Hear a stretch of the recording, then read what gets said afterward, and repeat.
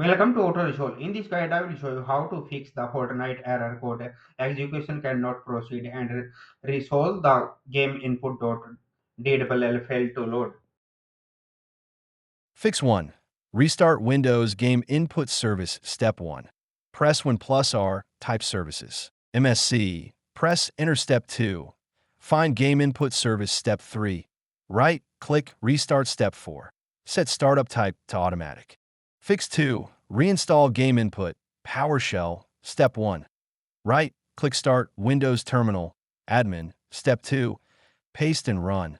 Get Apps Package Microsoft. Gaming Services remove Axe Package. Illustrative Start MS. Windows Store. //PDP/.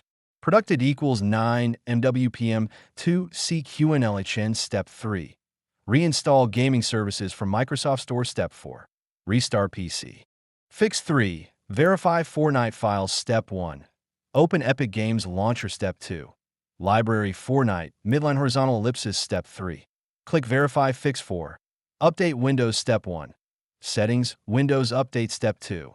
Install all pending updates Step 3. Restart PC.